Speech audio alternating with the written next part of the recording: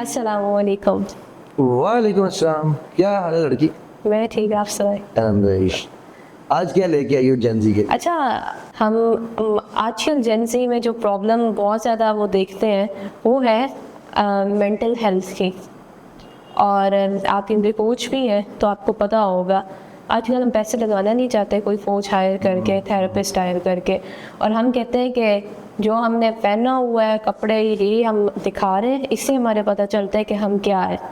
Internal जो भी हमारा चल रहा है it's not our business, not our business. एक काम करो ना, ये पजल सॉल्व करो। आपने फिर मुझे दे दिए। नहीं, फिर क्या मतलब है यार? देखो, तुम लोग जेंजी वाले मुश्किल काम तो करना नहीं चाहते हो, तुम चाहते हो हमें आसानी से मिल जाए। ऐसे कौन से दुनिया में सिस्टम बना हुआ है? या आजकल ना तुम लोगों को एक बात बताओ, जेंजी मेरे बड़े close of my to my heart है। तुम लोग की एक बड़ी इम्पोर्टेंट परेशानी मैं देखता हूँ ना, वो ये देखता हूँ कि you want everything on a plate. आप लोगों को गाड़ियाँ ड्राइवर लेस मिल गई, ठीक है, तो काम भी आप ब्रेन लेस चाहते हैं। आप लोगों को ना ये इशू, ये सारी जो प्रॉब्लम्स मेंटल हेल्थ की है, जो भी आप वो कह रहे हैं ना, ये क्यों है? Because you are creating them for your own self. कैसे बोला?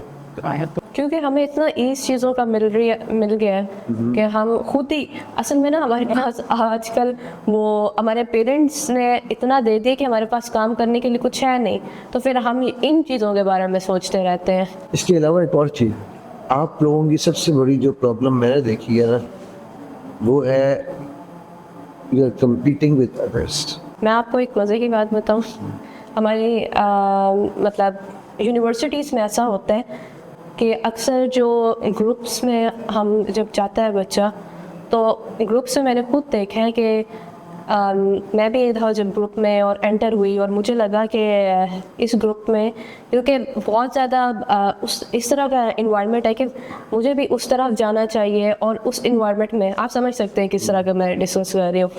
तो और मैंने अक्सर लोगों को देखा है कि वो कुछ बहुत सारे होते हैं जो गांव से आते हैं, और वो जैसे यहाँ पे यूनिवर्सिटीज़ में आते हैं तो वो देखते हैं कि यार इस तरह का माहौल है, उनके जो नकाब होते हैं, दुपट्टे होते हैं, वो उतर जाते हैं। क्योंकि वही मैंने कहा ना, एक बात तो वही कि भाई है ना, you want to compete. Gen Z के इशू ये, Gen Z want to compete with others, which is very good. तो यही तो मैं कह रही हूँ ना, इसको कैसे सॉल्व करें? But we can, which is very good, you know, competition is excellent, so that you can have that motivation कि आप वहां से आगे हाँ बढ़ जी, पाएं। बिल्कुल। तो आप लोगों का कंपटीशन, सॉरी टू से, नेगेटिव साइड पे है। अच्छा। अपने आप से कम्पीट करो। अल्लाह के नबी सल्लल्लाहु अलैहि वसल्लम का एक कौल है कि फरमान जो हमने सुना है, हदीस के अल्फाज में बताता हूँ कि हलाकत है उस शख्स से, या हलाक हो गया वो शख्स, इस तरह से कुछ है जिसका कल आज से बेहतर नहीं। थिंक अबाउट इट, आप क्या गलती कर रहे हो? जेंजी का सबसे बड़ी मिस्टेक, क्योंकि वो दूसरों से कम्पीट नहीं, अपने से कम्पीट नहीं कर रहा, दूसरों से कम्पीट कर रहा है, वो खुद को बेहतर नहीं कर रहा या कर रही। वो चाहती है कि दूसरों के मुकाबले में मेरे हो, उसने कौन सा ब्रांड पहना। अब वो जो गाँव से बच्चियाँ आई थी, उनके दुपट्टे क्यों उतरे या उनके वो कपड़े क्यों बदले? क्योंकि उन्होंने कुएं का मेंढक था ना, वो कुएं में रहता था, तो उसको उन्होंने उठा के कुएं से बाहर एक समुंदर में फेंक दिया। उसने पूछा दुनिया कितनी है? उसने कहा मेरे कुएं दुनिया की तो पता नहीं मैं कहाँ आ रही हूँ। बिल्कुल ऐसी ही बात है। तो वो जब उस दुनिया में जाते हैं ना वो लोग, तो वो उनकी तरह बनना चाहते हैं। जिस तरह हम ना, हम पाकिस्तानी हैं, हम मुसलमान आज हम अमरीकी बनना चाहते हैं, बिल्कुल। हम जैसे अमरीकियों की तरह तो बात। ये क्यों बनना चाहते हैं, मेरा यही क्वेश्चन है। क्योंकि हम अपने आप से प्यार नहीं करते, क्योंकि हम अपने आप को कमतर समझते हैं, क्योंकि हमें अपने ऊपर भरोसा नहीं है, क्योंकि मेरी शक्ल कैसी है, मेरा नाक कैसा है, मेरी आंखें कैसी, मेरे बाल कैसे, मेरी कान कैसे, हम इन्हीं चैलेंज नहीं कर रहे हैं। नाउज़ुबिल्लाह मिन ज़ालिक, हम अल्लाह को चैलेंज कर रहे हैं और अल्लाह को ये बता रहे हैं कि नाउज़ुबिल्लाह अल्लाह, आपको नहीं पता था कि आपने हम शक्लें कैसी बनानी है। राइट? तो जब हम अल्लाह को चैलेंज करने निकले हैं ना, तो प्रॉब्लम आनी ही आनी है। फिर क्या रह गया? फिर जन क्या और जी क्या?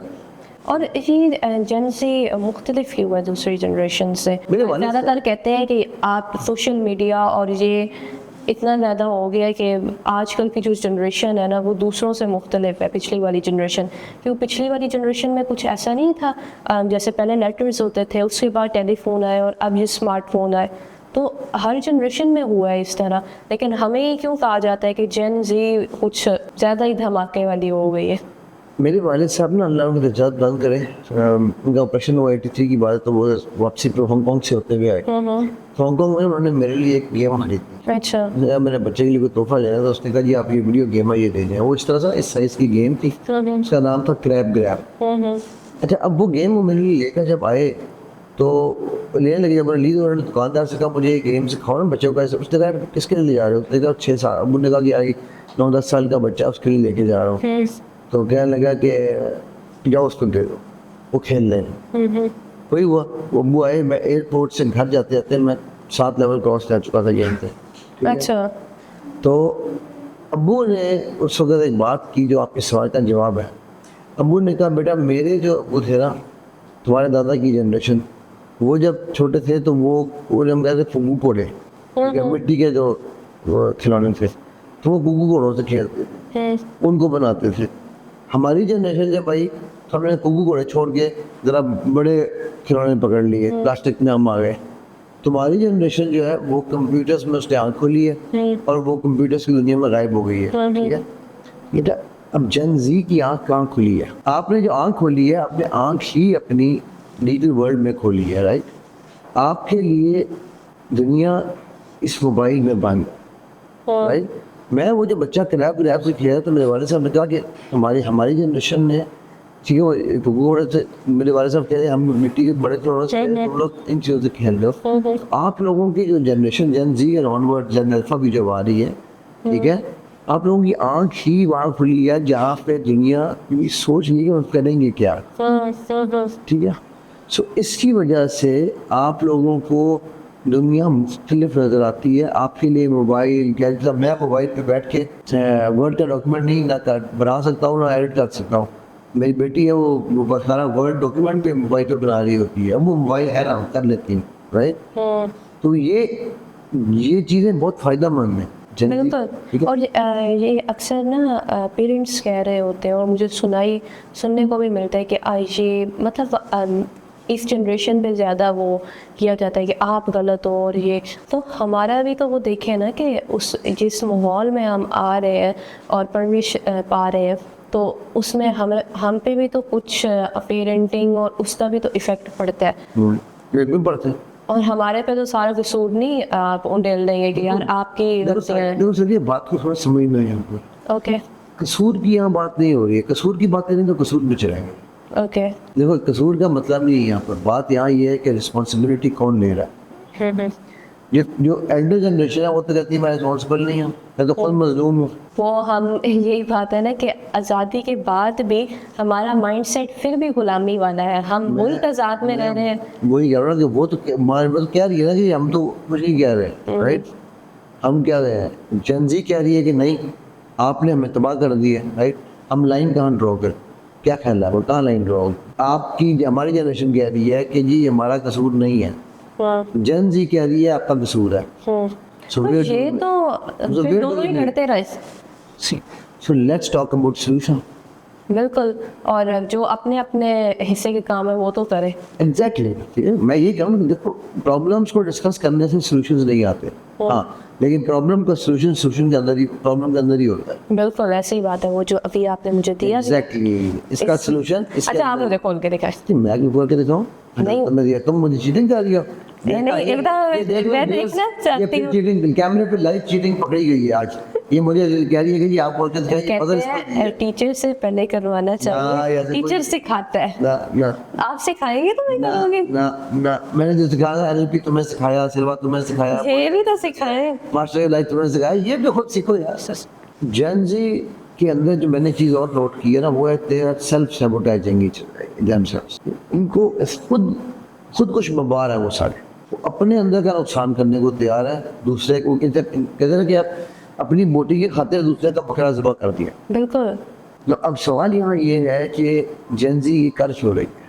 اس میں تو جو اس طرح کے کر رہے ہیں ان میں پیرنٹس کا ہی قصور ہے. ایبسلیوٹلی پیرنٹنگ، پور پیرنٹنگ کی وجہ سے یہ کام ہو رہا ہے. رائٹ. وہ میرے پاس ایک بچی کا کیس آیا جو کہ حافظہ تھی، محجبہ تھی. ٹھیک ہے، ایسے لوگ زیادہ خراب ہو جاتے ہیں جلدی اس طرح کے انوائرمنٹ میں جا کے. کیا وجہ؟ کیونکہ انہیں پہلے اتنا پریشرائز گھر میں رکھا جاتا ہے ان چیزوں کی وجہ سے. اکثر میں دیکھتی ہوں بچی نقاب نہیں کرنا چاہتی دوپٹہ، لیکن اسے کروایا جاتا ہے کہ کرو.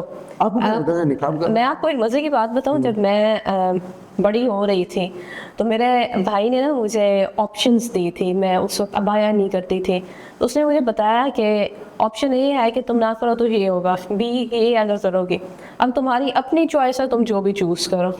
پھر تم نے کیا چوز کیا؟ تو میں یہ کہنا چاہ رہی ہوں اس تم نے میں کیا چوز کیا؟ میں نے بی چوز کیا جو مجھے اچھا لگ رہا تھا، اوکے، کیوں؟ کیونکہ میں اس میں کمفرٹیبل تھی. اور یہ بھی تھا کہ انہوں نے مجھے خود یہ پریشرائز نہیں کیا تھا کہ تم نے نقاب یا عبایا کرنا ہے،